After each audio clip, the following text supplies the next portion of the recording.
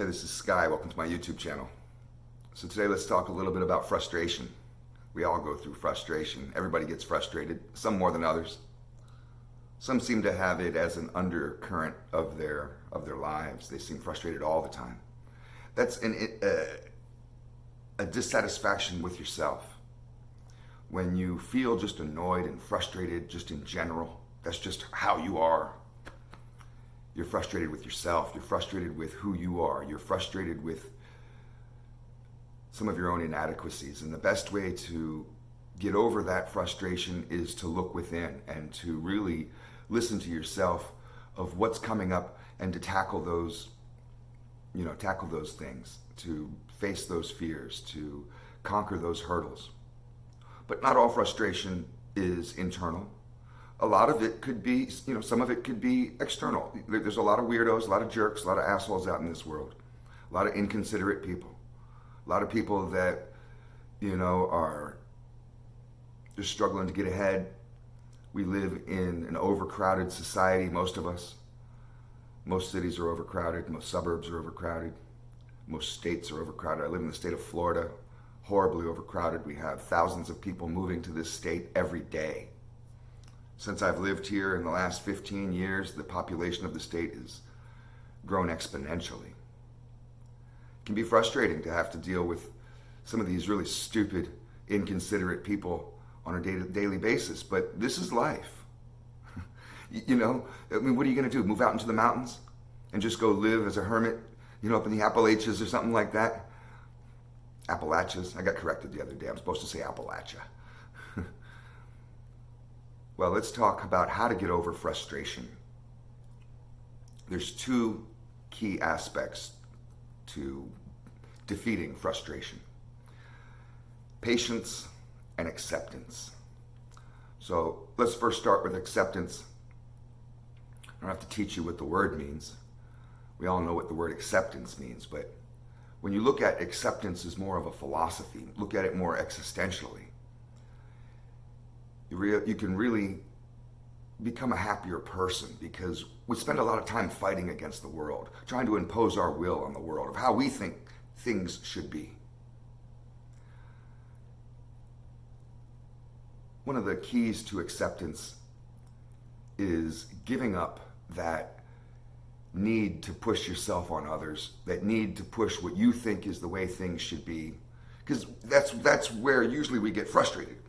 I think you should be doing this and you're not. You could go through that all day. You could bounce around like a pinball in a pinball machine from scenario to scenario and make you more and more frustrated. This leads a lot of people to unhealthy behaviors. I don't care if you go to the bar and you want to have a couple drinks, but I used to battle my frustrations through getting shit-faced drunk, because I just had a hard time accepting some things, how stupid people were, how annoying people were, how inconsiderate most people are in society. Just from people bumping into you, to them littering, to them talking to you rude, all kinds of stuff. It just gets hard to accept it. And you can fight this stuff. I know people that just want to be fighters. They go out into the world, they want to fight everybody and everything. That just makes you more frustrated. You can't change people, you can only change yourself. You can only change your own outlook. You can't be a dictator or a tyrant on this world, a big bully going around smacking people around trying to keep them in line. Maybe if you're in prison you can do that, but even in prison you find out that there's certain things you just have to accept. One of the ways that you do that is through just kind of giving up on the need to change others. To just take a deep breath and say, okay, that's just the way you are. You don't have to be around people that frustrate you. I'm not implying that. When I say acceptance, I'm not implying that you have to emasculate yourself, that you have to become some beta who just lets people walk over you. I'm not implying that in any way, shape, or form. It's good to have healthy boundaries. It's good to be able to create a certain amount of respect for yourself so others can feel that and they know where the line is. I have my line. You don't want to cross it. Trust me, you don't. But like I said, you can't go around fighting the world. You can't be a dictator to everybody. You just have to accept certain things. People who have kids know this. You can only order them little creatures around so much. Some things you just have to accept. It's just the way that little shithead is. And you can do this with others around you. You can do this with yourself. I always look within. So some of the frustration that I've felt with not being able to accept how others are comes from myself and not being able to expand my boundaries, expand my outlook, to be able to burst my little bubble. We create these little armored shields and we go around and, don't cross my path in this wrong way or else I'm going to freak out. We've all had scenarios of just extreme frustration. Well, your breathing can help you.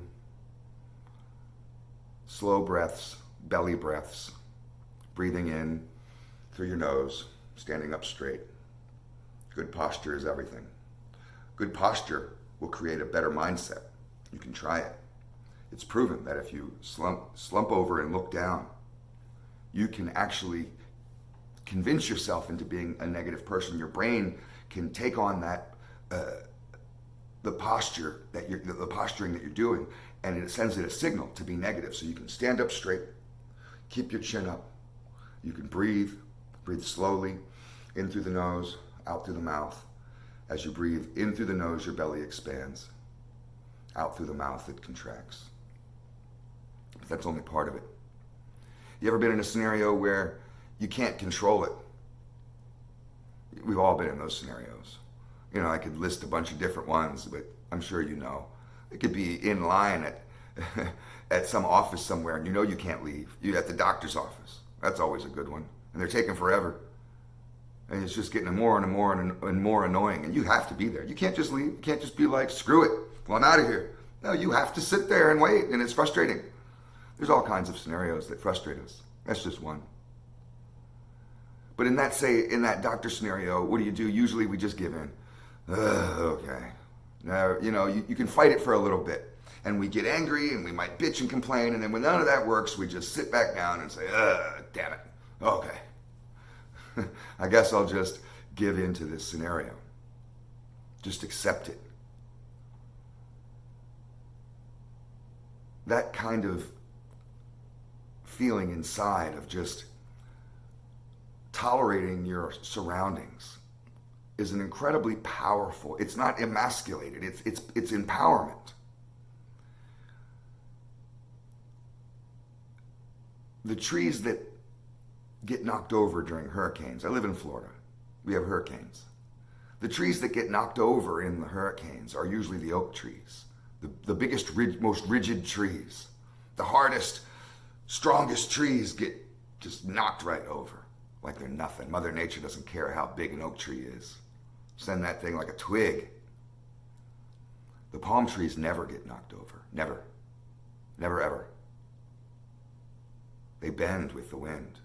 They have a very small root ball, and they're not even firmly planted into the ground, and they don't get knocked over. I've never once, ever seen a palm tree get knocked over in a hurricane. We've had some major ones here.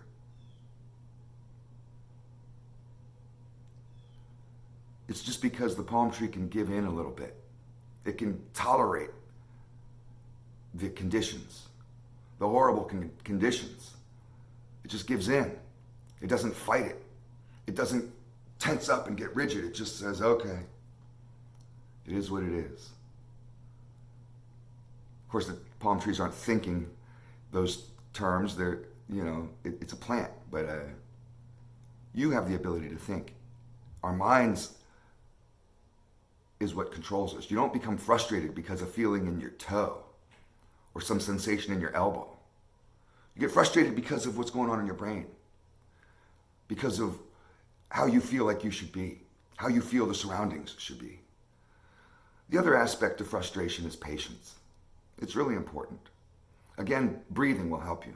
So when you are feeling frustrated and you need to have patience, usually it's because we're moving faster than others around us. We're moving faster than the world around us.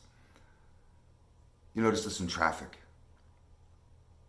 Have you ever been in gridlock traffic and there's no way to beat it? You can try switching lanes in a little bit, get in that fast lane, and then that one slows down.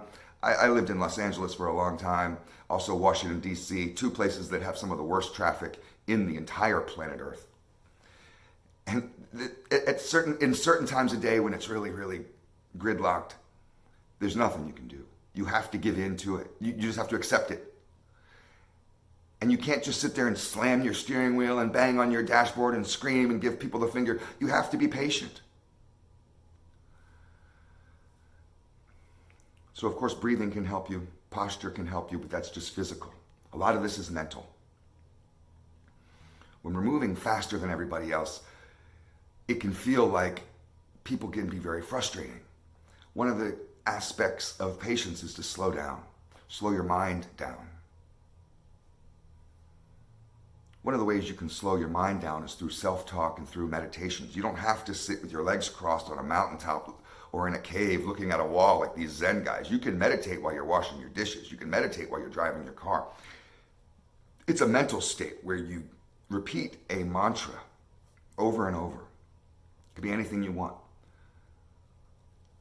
Side note about mantras, don't tell anybody what your mantra is. It's just a rule of mantras. You're not supposed to tell people what it is. So it's a secret word that you only say. It could be a phrase. And keep that to yourself. I have several mantras that I can say depending on the scenario. These things help. It reprograms your brain. Through breathing, proper posture, and taking control of your mind to slow things down, really slow things down. You know, a lot of people like to smoke weed, and they use external substances to calm their senses, and it's not a bad idea. I'm not going to tell you not to smoke pot. Smoke it. But trust me, you'll build up a tolerance, and I've found that I could still be incredibly frustrated and annoyed and still be stoned, depending on the scenario. And some scenarios are not conducive to just busting out a joint and saying, well, now I feel better. So you have to learn some of these tactics in order to function. In order to function in scenarios that might be stressful, where you can't just blaze a joint. What if you're in court? You know, you can't blaze a joint in the doctor's office. Well, maybe if you're at the pot doctor. But you know what I mean? There are scenarios. You could think of them, you know, if you're at work or whatever, where you have to be able to accept what's going on and to be patient with people. So slow down. Patience is about slowing your mind down. And when you combine that with acceptance, you really become a superior being. Warriors know this. I'm not talking about a soldier. You need to understand the difference between soldiers and warriors. And a soldier is basically an employee. Soldiers do what they're told. Warriors usually walk alone. Think about samurais. Samurais are stoic, they're calm. Stoicism is a good philosophy to practice and good to learn about. Marcus Aurelius is a reference that you can go and look into. It's one stoic-ass motherfucker. There's more that are contemporary people, but you may know somebody in your family, your grandfather, you know, somebody may be very stoic. Try to model that shit. These aren't weak people, these are powerful people. You can't fight every battle. You have to save that energy for the battles that matter. You'll win every battle if you save that energy for the battles that matter. You'll have a pretty terrible fight record if you fight every battle, if you think that you're going to be like the oak tree. So be like the palm tree. Bend with the wind. Patience and acceptance will set you free from frustration. It's just something to think about. Thanks for watching.